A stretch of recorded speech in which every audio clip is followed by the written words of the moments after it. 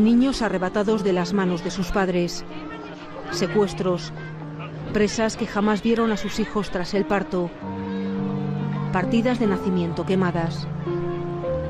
Garzón denuncia un plan preconcebido y criminal por parte del Estado franquista para apropiarse de los hijos de los perdedores, inspirado en el nazismo más puro, al estilo de la dictadura argentina, pero peor. Se cambiaban nombres y apellidos, se borraba toda unión, toda identidad, toda memoria. Según el censo del Patronato para la Redención de Penas, 30.960 hijos de presos estuvieron tutelados por el Estado en la década de los 40. Solo en el año 44, 12.042 niños. Eres una niña muy guapa. Garzón detalla casos: embarazadas de 7 meses fusiladas, otras ajusticiadas nada más parir, o los 100 niños de la prisión vizcaína de Saturrarán. Se los llevaron a hacer un reconocimiento médico y no volvieron. Amenazaron a las madres con matarlas si gritaban.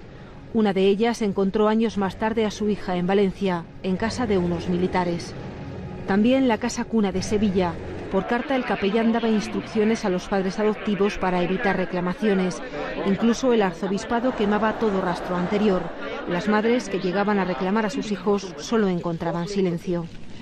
La lista de atrocidades es interminable. Garzón pide que se reparen los daños causados a todos esos niños.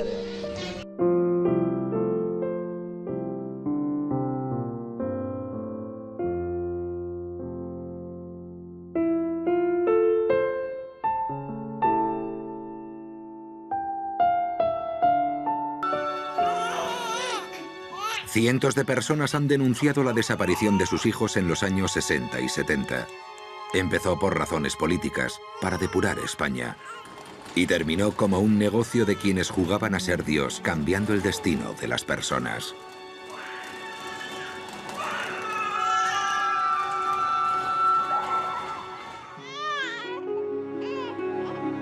Los niños de Doña Mercedes eran un secreto de dominio público en Bilbao, pero la fama de sus servicios se extendía por toda España.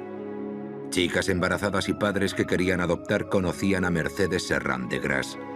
Mercedes Gras, como le gustaba que la llamaran, utilizando el apellido de su marido, que tantas puertas le abría en la alta sociedad bilbaína.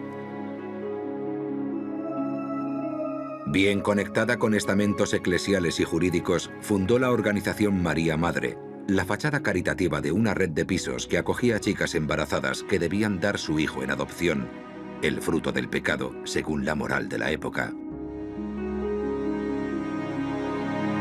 Y eso ocurrió tanto en los pisos de Doña Mercedes como en otros sitios de España. Una red de pisos, residencias de monjas y clínicas, en algunos casos en conexión, en otros no, pero siempre con una misma característica. Unos pocos decidían sobre la voluntad de muchas madres y el destino de los recién nacidos. Son muchas las mujeres que salieron vacías de los pisos de Doña Mercedes. Llamaron a muchas puertas y por respuesta, más vacío y más insultos. Estás loca, tú nunca has estado aquí, tú no tienes ningún hijo, no tienes ninguna prueba. Encontrar a aquella añorada criatura era una misión prácticamente imposible, porque toda la documentación fue destruida por el hijo de Mercedes, según él mismo ha dicho en alguna ocasión.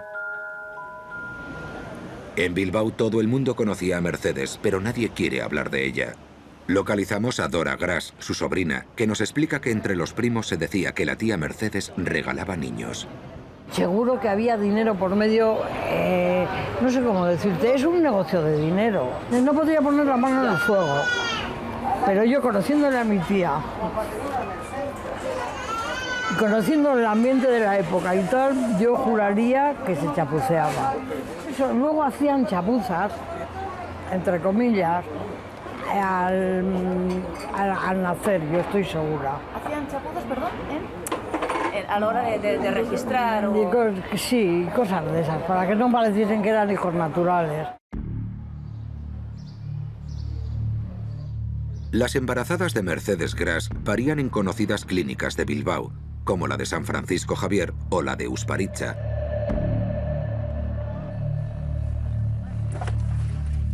Allí trabajó un ginecólogo que atendía a chicas provenientes de otra red, Madre Misericordia, dirigida por monjas seglares. El médico, ya retirado, no quiere conceder entrevistas, pero conseguimos grabar esta conversación.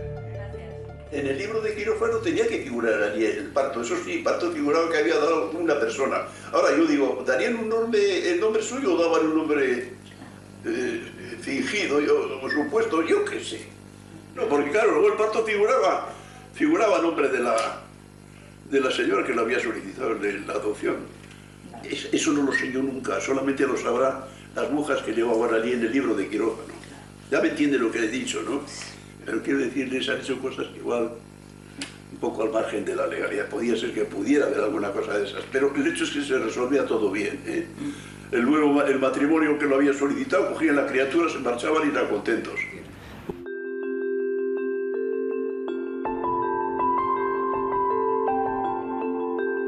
Hasta el año 1999 existió el parto anónimo, una figura legal que permitía que no constara el nombre de la madre biológica en el certificado de nacimiento.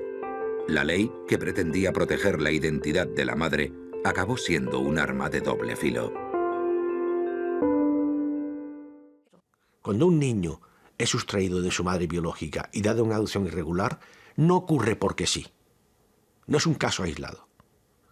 La sociedad ha consentido, por medio de su dejación en las leyes, por su dejación en la estructura administrativa de controles. ¿Cómo va a ser casualidad que se actúe exactamente igual en Bilbao que en Madrid, sin tener conocimiento mutuo de lo que está ocurriendo?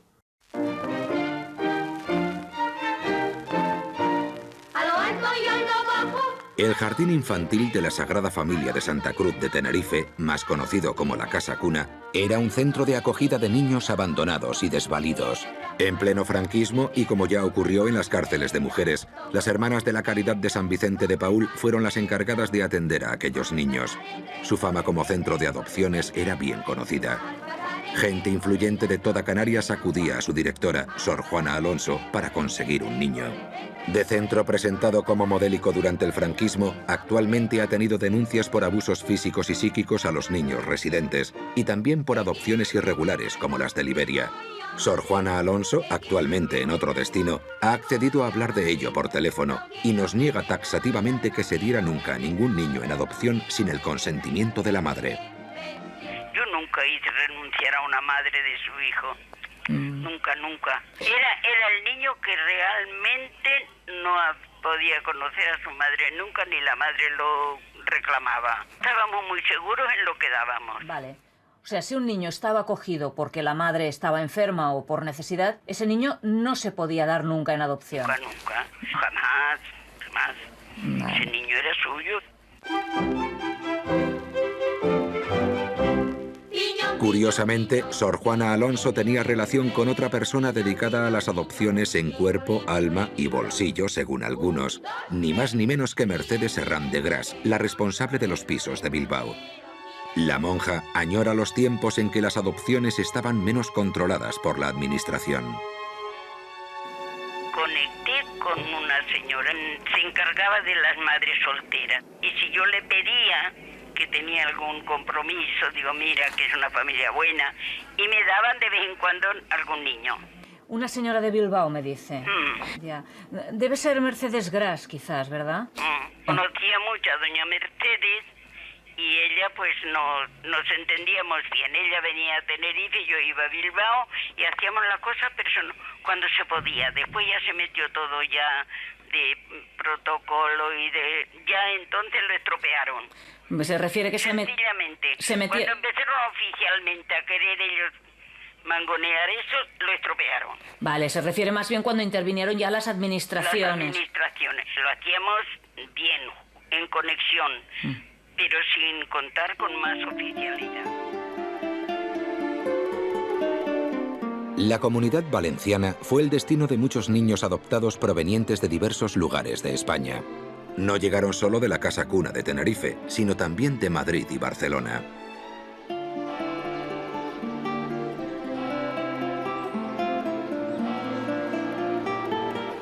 En Monforte, Alicante, más de una docena de niños llegaron gracias a las gestiones del párroco del pueblo. Nuevamente interviene una orden religiosa, en este caso las Siervas de la Pasión, a través de la Casa Cuna de Valencia, que si no tenía niños disponibles, los buscaba entre su extensa red de hogares para mujeres embarazadas.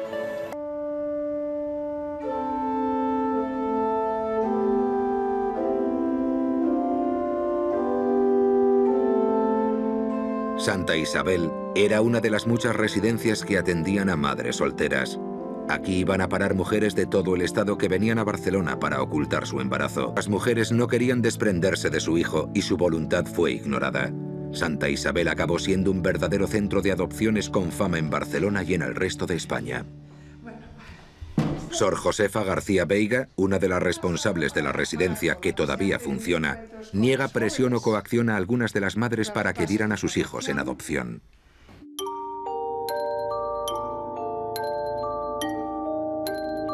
Las siervas de la Pasión nos insisten en que hacían lo imposible para que las madres no tuvieran que desprenderse de sus hijos, pero lo cierto es que del Hogar Santa Isabel de Barcelona surgieron muchas adopciones. Y algunas con la participación directa de Sor Josefa García Veiga, aunque ella lo niega. El caso de Toñi es un claro ejemplo. La firma de la monja consta en la tramitación de la adopción. No, la mía no puede ser. La mía no. Solamente firmé una que se llamaba Alicia y otra Belén. Mira, fíjate si me recuerdo de los nombres. Ante estas personas que dicen que de algún modo el Hogar Santa Isabel se pudo beneficiar económicamente de estas adopciones, ¿usted lo niega? No. Otro gallo nos cantaría. Nosotros no podemos romper un pacto, no sé cómo decirte, hecho con esa madre. Primeramente que no estamos seguras, ¿comprendes? Y segundo, que yo tampoco, es que no me entra en la cabeza ya desvelar nada. Te lo digo de verdad. Las clínicas Lourdes y San Cosme y San Damián de Barcelona fueron escenario del nacimiento de muchos bebés en los años 60 y 70 que no siempre permanecieron con sus madres biológicas. Muchas adopciones de niños nacidos en estas clínicas fueron tramitadas por un personaje clave en las adopciones que se hacían en Barcelona. Se trataba de Josep Figueras, creador junto con su esposa de la obra familiar de adopción José Figueras. Los Figueras tenían largas listas de padres de toda España e incluso del extranjero, que esperaban ansiosos y dispuestos a lo que fuera para poder adoptar un niño recién nacido. Josep Figueras asignaba a una madre gestante y su criatura a una pareja de la lista de espera. De estas cosas no se hace publicidad, no salen las páginas amarillas. Pero en aquel momento había el boca a boca, el hacer las cosas bien hechas. La gente venía y decía, sabemos que aquí se trata a la gente con humanidad. Quiero decir que los padres que querían adoptar tenían la conciencia de que no se cometía ninguna irregularidad, que había un ordenamiento jurídico que amparaba aquello. En los años 70, ¿por cuánto podía salir una adopción? ¿A cuánto podían ascender los gastos? No lo sé, me parece que unas 200.000 pesetas o algo así. No creo que llegara tanto, pero era más o menos eso. ¿Y eso incluiría? Todo. Todo lo que eran los gastos médicos y la estancia de la chica. Después, los trámites legales eran un tema que llevaba un abogado y en el que nosotros no participábamos.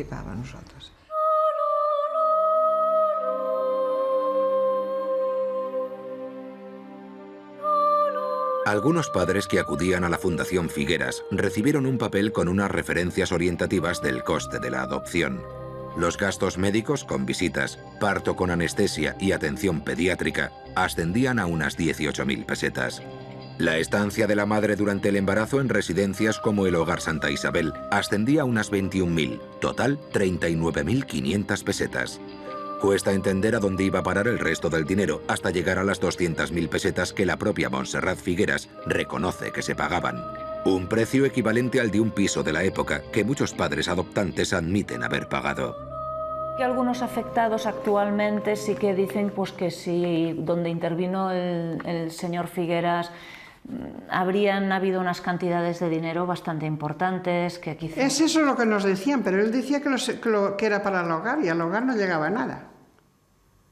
que alguien me viene a decir, pero ¿cómo es que pedís tanto a los padres? Nosotras. Dice, sí, el señor ese está pidiendo para la... Entonces yo lo primero que hice es informarme a ver si aquí venía algo. ¿Comprendes? Ahora sí. No lo habían recomendado como una bella persona, yo no voy a pensar lo contrario, pero el dinero es tan feo.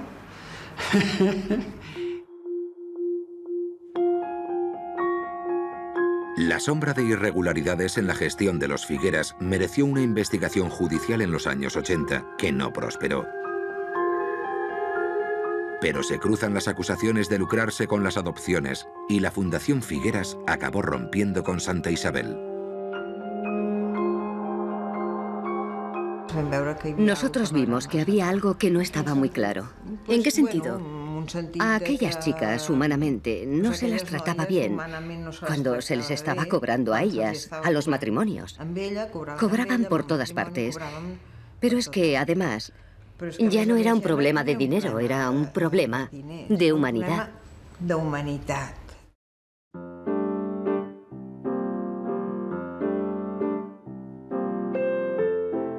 Afortunadamente, la mayoría de adopciones de la época se hicieron de forma correcta.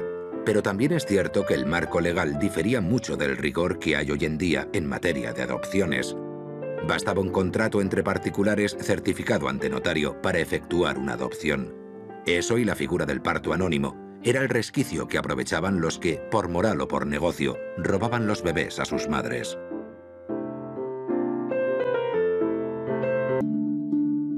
Este documento de la Casa Cuna de Sevilla demuestra la vulnerabilidad de las madres. El sacerdote reconoce que la madre biológica quiera recuperar a su hija y da instrucciones precisas a los padres adoptivos.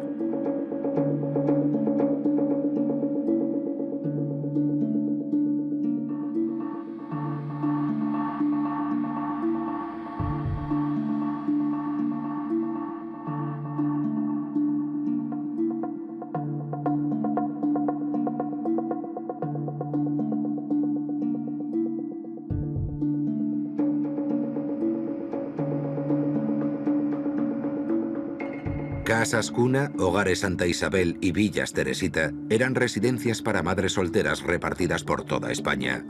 Los centros estaban estrechamente relacionados entre ellos para suministrar un recién nacido a unos candidatos a padres adoptivos.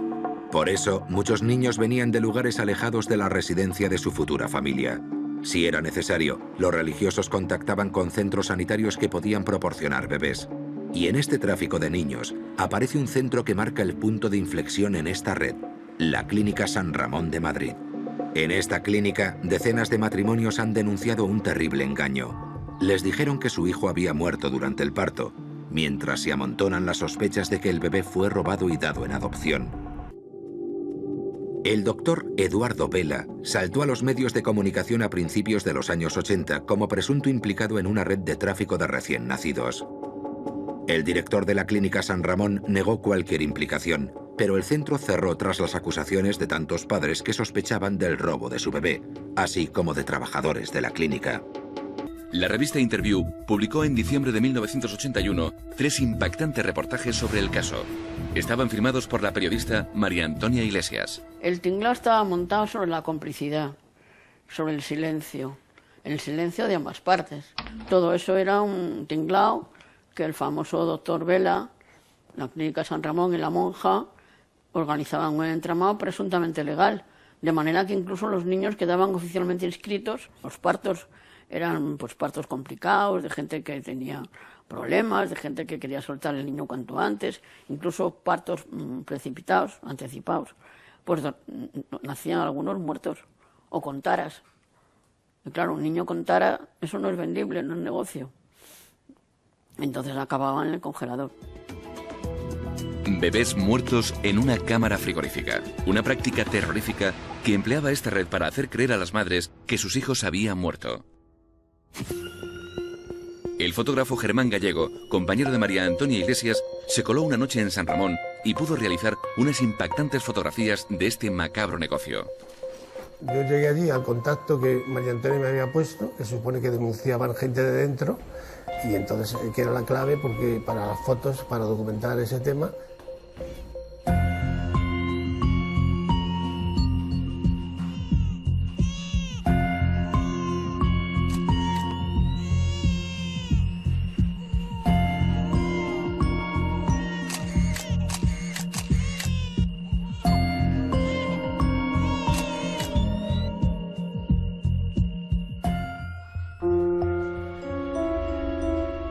A una hora, que era de noche ya, serían las 9, las 10. Entonces, en la puerta de la derecha me dieron una cita en un sitio. Yo entré ahí a la puerta de la derecha, como las películas de Gaster. Llegué a la puerta, entonces era un sitio muy pequeño, sería como un lavabo, casi se podría decir, de estrecho. Y entonces había una especie de grifo y lavabo, y luego unos armarios que eran como congeladores.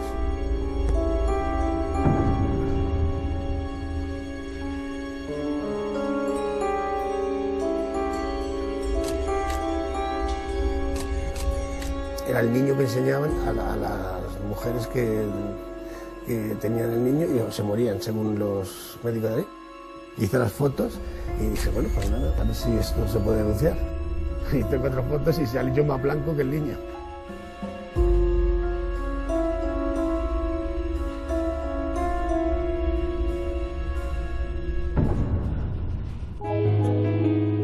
Este documento gráfico exclusivo nos permite saber cómo era el interior de este sanatorio maldito.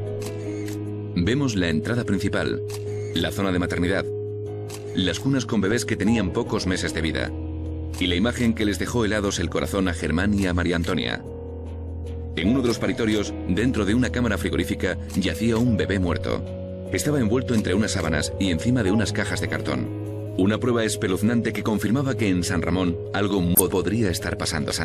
Aquí tenían un niño en la nevera. Eso demostraba que tenían uno por si alguien quería verlo. Enseñarlo. Alguna madre que dijera, a ver, yo quiero ver, con que esté muerto quiero verlo. Según María Antonia, no existió una investigación policial exhaustiva porque pudo haber gente de la policía implicada en el caso. Mi sospecha personal, la de Germán y la gente que trabajó en este trabajo, es que también había una connivencia de ciertos policías que también se habían beneficiado de lo mismo, que habían conseguido niños, que habían traficado con el asunto, que era algo más que una tapadera. La operación policial que se abrió para investigar San Ramón no prosperó. Los afectados sospechan que hubo presiones por parte de miembros influyentes de la Judicatura, que eran a la vez miembros de la Asociación Española para la Protección de la Adopción, la EPA. Esta entidad, presente en la adopción de muchos afectados que han denunciado irregularidades, trabajaba estrechamente con un personaje clave de la trama madrileña, la monja de la Caridad de San Vicente de Paúl, Sor María Gómez Balbuena. Madres biológicas e hijos adoptados la acusan de intervenir en adopciones poco claras. Salud Tapia y Javier Baranda realizaron una interesante investigación periodística en 1980 que demostraba la existencia de lo que calificaban irónicamente de mafia buena. En aquel momento, Sor María no tenía problema en reconocer su implicación en las adopciones. Sor María Balbuena nos contó que tenían un piso donde llevaban a las chicas hasta que daban a luz. Tenía una colección de gente que con buen colmillo y con una cierta psicología se acercaban a las estaciones de tren y se paseaban por la estación. Entonces, lógicamente, ellos detectaban inmediatamente cuando bajaba del tren, alguna mujer, alguna chica, ya fuera embarazada o ya fuera con cara de preocupación. Rápidamente se la llevaban, hablaban con Sor María o con la persona de turno, la llevaban a uno de los pisos que tenían preparados. Pues era toda una cadena en la que el único objetivo era el dinero. Yo he visto a unos padres, supuestamente los padres de aquella criatura, salir por una puerta, meterse en un coche, mientras a esta mujer la engañaban diciendo que fuera por la otra parte, por otra puerta, gritando y desesperada porque ella había ido a recoger a su niño, que no lo daba de ninguna manera. Eso estaba ocurriendo. En todos los hospitales estaba ocurriendo. Lo que pasa es que aquello se silenciaba. En pleno centro de Madrid y junto a la Clínica Santa Cristina, donde Sor María Gómez Balbuena tenía su fuente de adopciones, se encuentra la maternidad provincial. Este gran centro hospitalario de la calle O'Donnell está también en el punto de mira de muchos afectados. Varios médicos consultados coinciden. Por más que fuera la España de los años 60, los niños no morían de otitis. Solo en los primeros 20 días de enero de 1964 mueren un total de 9 bebés, como si hubiera una extraña epidemia de otitis.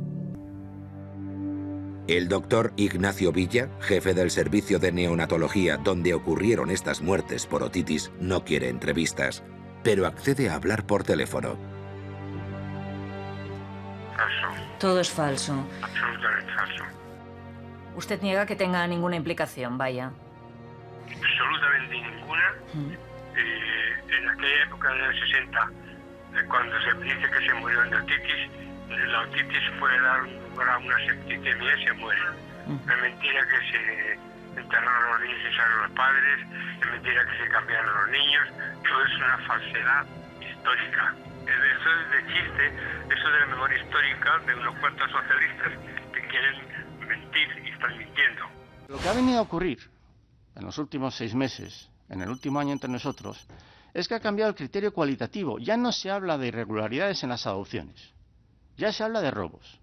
Todo el mundo da por hecho de que hay robos. Es más, hay quienes hablan de tramas entre médicos y entre hospitales y etcétera. Robos durante el franquismo, he dicho que no hemos acreditado ninguno y yo creo que robos en la actualidad no hay tampoco absolutamente ningún caso acreditado con pruebas rotundas que al menos los tribunales de justicia hayan obtenido. Las exhumaciones realizadas hasta la fecha han arrojado la siguiente información. Se han hecho, que yo sepa, y puedo estar equivocado, 2, 4, 6 exhumaciones. Fíjense ustedes que en los 3 primeros casos el resultado es que no se recuperan restos humanos. Y creo que el término exacto es ese, no se recuperaron restos humanos. Porque no es lo mismo que no se hayan encontrado restos humanos que decir que el féretro estaba vacío. Es que no es lo mismo. Lo que está claro es que en un nicho, cuando se saca una caja, si está la caja entera, dentro, si ha habido un bebé, está dentro. Es imposible que se volatilicen los huesos, que se volatilice el cuerpo. Yo soy de los que piensan que no es imposible que se produzca una degradación del cadáver, en este caso perinatal, de forma completa, más aún si se trata de un prematuro.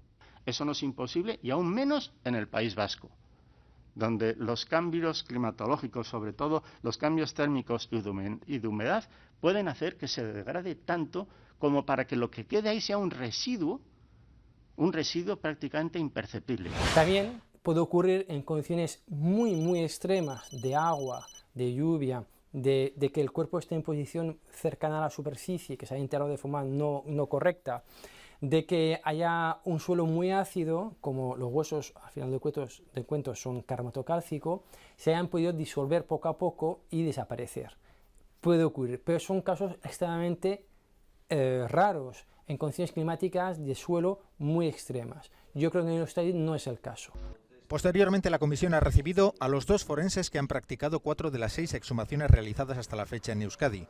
Tanto Carlos Cubero como Luis Miguel Querejeta aseguraban que no comparten la tesis sobre posible degradación de los cuerpos. Por tanto, no encuentran explicación científica a la ausencia de huesos en 2 de las tumbas abiertas. No tenemos ninguna explicación. Tenía que haber habido restos óseos. A mí cuando hablan de esta monja, digo, pero si el acta de nacimiento lo firmamos solo los ginecólogos, no lo puede firmar nadie más. Nosotros somos los testigos de que hemos asistido a ese parto. Luego, con ese acta de nacimiento, donde es verdad que estaba falseada, porque no poníamos el nombre de la madre verdadera, sino de la madre adoptante, con ese acta de nacimiento se iba al registro civil. Y en el registro civil, al día siguiente, con el acta de nacimiento consta la madre y consta el marido de la madre. Todo esto suena como si fuera un cúmulo de irregularidades, pero consentidas. Mira, en aquel tiempo, Iñaki, yo he firmado. Yo no he asistido a estos partos porque era residente, lo asistían los jefes. Pero cuando atendíamos los partos y las mujeres en aquel momento, una mujer de Lekeitio, de Ondarroa, de Bermeo, te decía que él no quería que inscribiera a su niño nacido en Cruces, Baracaldo, como eran todos los niños casi de Vizcaya, le firmábamos que había nacido en su casa. Y lo firmábamos todos. Luego cambió la ley y se dejó que los padres inscribieran a sus niños en el sitio de residencia suyo. Hacíamos una falsificación de documento público. Sí, yo lo hacía diciendo que habían nacido en su casa. Y el ginecólogo que atendía y que lo ponía a nombre de la madre que no había dado a luz, hacía una falsificación de documento público, pero con la mejor intención. ¿Pero la ley entenderá esto? Ya veremos. No termino de ver de que existan robos, y digo claramente, y aún menos en la sanidad pública que conozco formalmente organizada, donde se hace no solo muy difícil, sino prácticamente imposible, empezar a robar niños en el sentido de quitarlos de madres que sí querían tener el niño, que sería robarle el niño a una madre. Me parece eso prácticamente imposible.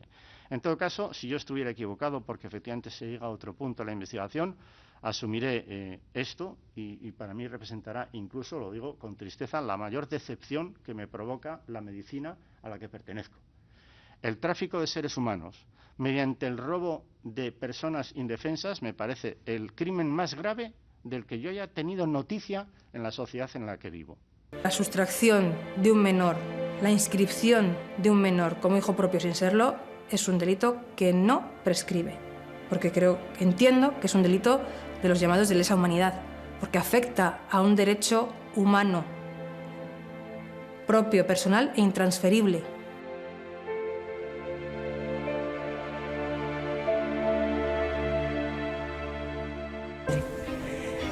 Queremos justicia, queremos verdad y queremos recuperar a nuestros hijos para que sepan que los buscamos porque son nuestros, pero no porque nos pertenezcan, sino porque los parimos.